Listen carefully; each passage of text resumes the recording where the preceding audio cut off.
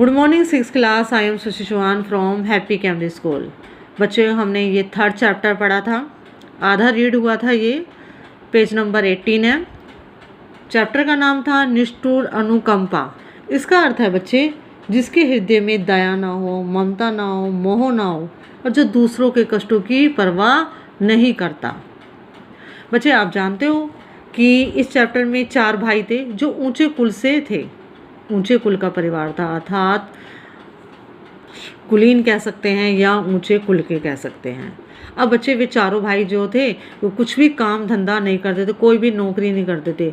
अब स्थिति ये हो गई थी कि उनके घर में जो पुश्तैनी जायदाद थी वो भी धीरे धीरे उनकी बिक गई थी। अब अपनी स्त्रियों के आभूषण भी चोरी छिपे बेचने लग गए थे। वे बिकने के बाद उनके घर में खाने की स्थिति बहुत ज़्यादा खराब हो गई थी। तो फिर बच्चे, एक दिन क्या होता है कि जब स्थिति उनके घर में इतनी ख़राब हो गई थी तो उनके घर में एक पेड़ था सहीजन का, जिसमें फलियां आती थी। अब बच्चे, वो फलियां बेचकर ही वो गुजारा करते थे। एक बार उनके घर में क्या होता है, एक मेहमान आता है। अब मेहमान जो होता है उनके घर की स्थिति को भांप लेता है कि ये चारों भाई कुछ करते नहीं हैं और फलियां बेचकर ही गुजारा करते हैं। अब बच्चे, पेज नंबर 19 पे आ जाए। हम यहाँ तक इस चैप्टर को पढ़ चुके थे। तो बच्चे, एक दिन कुछ दिन आती है जो फलियाँ लेकर जाती थी और उनको कुछ पैसे देकर जाती थी। अब वो भी उनके घर की स्थिति को भांप गई थी। अब वो कहती है कि इनकी मांग नहीं रही है सहीजन की फलियों की, तो वो जितना देती थी अब चारों भाई वो उतना ही पैसा ले लेते थे। अब कुंजड़ी ने इस मौके का लाभ उठाकर इन फलियों के दाम और भी घटा दिए। लाचार होकर बड़े भाई को उतने ही पैसे लेने पड़े जितने कुंजड़िन ने दिए। कुंजड़िन चली गई। चारपाइयों पर सब लोगों के जोर जोर से खराटे सुनाई पड़ने लगे। चारों भाई सो गए। एकमात्र मेहमान अब भी जाग रहा था। वह दूरदर्शी तो था ही। उसने सोचा, यह कितना अच्छा प्रतिष्ठित खानदान है। प्रतिष्ठित का मतलब होता है बच्चे सम्मानित। झूठी और बनावटी इज्जत के ख्याल से ये नौजवान लड़के खाने पीने की तकलीफ बर्दाश्त कर रहे हैं और इस मामूली सहीजन के पेड़ के भरोसे अपना गुजारा कर रहे हैं। अब बच्चे, वो सोचते थे कि हमारी इज्जत कम होगी अगर हम कमाएंगे तो, पर स्थिति इतनी ख़राब हो चुकी थी कि खाने तक की भी उनके घर में खाने तक को भी नहीं था। वह चुपचाप उठा। मेहमान उठ जाता है और बरामदे के एक कोने में पड़ी कुल्हाड़ी उठाई और बिना किसी आहट के सहीजन के पेड़ के पास पहुंचा।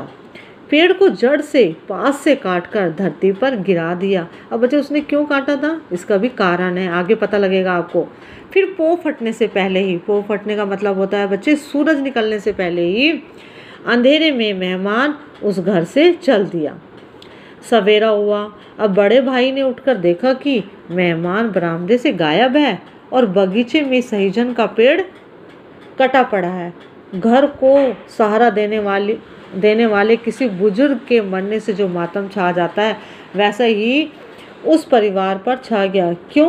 क्योंकि बच्चे, उनका सहारा तो वही था, उसी को ही बेचकर थोड़ा बहुत जो खाना उनको उपलब्ध हो रहा था उसी से उनका गुजारा चलता था।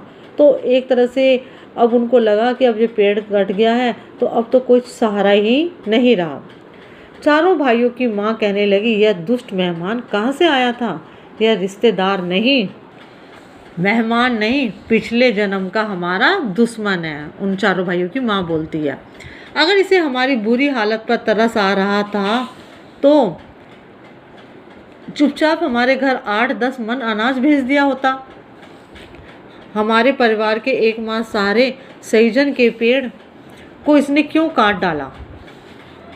अब बड़े भाई ने माँ से कहा, अम्मा, जब तक हमारा बस चला घर की पुश्तैनी इज्जत बचाई कि ना किसी की नौकरी की और ना किसी के आगे हाथ फैलाया, मगर आगे गुजारा चलना मुश्किल है। कहीं ना कहीं काम ढूंढना ही पड़ेगा, क्योंकि बच्चे एक सहारा तो उनके पास सहीजन का पेड़ ही था, अब तो कोई सहारा भी नहीं था। उनके घर में जो जायदाद थी वो बिक चुकी थी, आभूषण थे वो बिक चुके थे, एक सहीजन का पेड़ था वो भी कट चुका था। तो बड़ा भाई कहता है अब तो हमें कमाना ही पड़ेगा। उस बस्ती में चारों भाइयों की अच्छी इज्जत थी, अपने खानदान और अपनी ईमानदारी के लिए वे काफ़ी प्रसिद्ध थे। जहाँ जाते वहीं ही लोग उनसे अच्छा बर्ताव अर्थात व्यवहार करते। एक बड़े धनी मानी सज्जन ने बड़े भाई को अपने यहाँ नौकरी पर रख लिया। अन्य भाई भी कहीं ना कहीं लग गए। अब बच्चे भी चारों भाई कमाने लगे थे। 1 साल बीत गया, चारों की हालत अच्छी हो गई, घर का काम काज भी ठीक चलने लगा, घर में दूध घी की कमी नहीं रही। दूसरी दिवाली आई, वही मेहमान फिर उनके घर आया। उसने कबूल किया,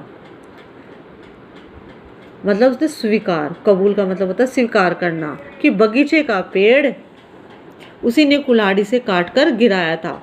उस कठोर कर्म के पीछे उसके दिल में नेक नियति थी। नेक नियति क्या थी बच्चे उसके मन में, कि ये पेड़ कट जाने पे ये चारों भाई कुछ कमाएंगे, इनके घर में स्थिति इतनी खराब है तो ये कमाना शुरू कर देंगे। कोई खराब इरादा ना था। घर के लोग भी ये अच्छी तरह जान गए थे कि उन चारों भाइयों ने बड़े प्रेम से अपने मेहमान की खातिरदारी की और उसे विदा करते समय कहा, उस दिन आपने हमारा सहीजन का पेड़ नहीं काटा, मानो हमारी काहिली और बदकिस्मती को काटकर फेंक दिया। क्योंकि बच्चे अगर पेड़ ना कटा होता तो वो उसी के सहारे फिर जी रहे होते और वो ही भूखमरी उनके घर में हो रही होती। अब पेड़ कट गया था तो वे घर से बाहर निकले, कमाने लगे। अब उनके घर में किसी चीज़ की भी कमी भी नहीं थी, खाने की, वस्त्र की, आभूषण की, घी की, दूध की, किसी भी वस्तु की कमी नहीं थी। अगर आप हम पर तरस खाकर 10-5 मन अनाज हमारे घर भेज देते तो हम और भी नीचे गिर जाते, पूरे बुज़दिल बन जाते अर्थात कमज़ोर बन जाते। आपने हमारे बगीचे का पेड़ गिराकर हमारी गिरी हुई किस्मत को ही ऊंचा उठा दिया। दुनिया में भाई बंधु हो तो ऐसे हो। अब बच्चे किसी को सही राह पे लगाने के लिए हमें थोड़ा सा कठोर बनना पड़ता है। जैसे कि इसमें जीवन मूल्य में कहा गया है, कभी कभी अपनों को सही राह पर लाने के लिए हमें निष्ठुर बनना पड़ता है अर्थात कठोर बनना पड़ता है।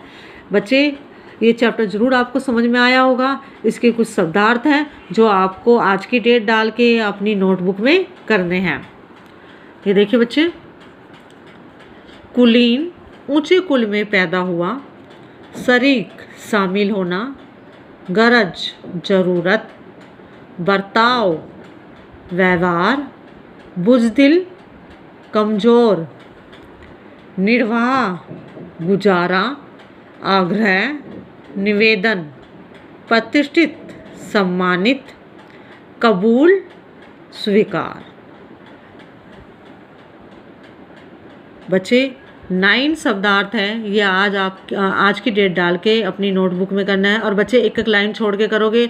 पार्ट ऊपर लिखोगे 3 निष्ठुर अनुकंपा, और ये बच्चे ये ब्लैक से करोगे और ये ब्लू से करना है आपको, और एक एक लाइन छोड़ के करना है। सुंदर राइटिंग है बच्चे।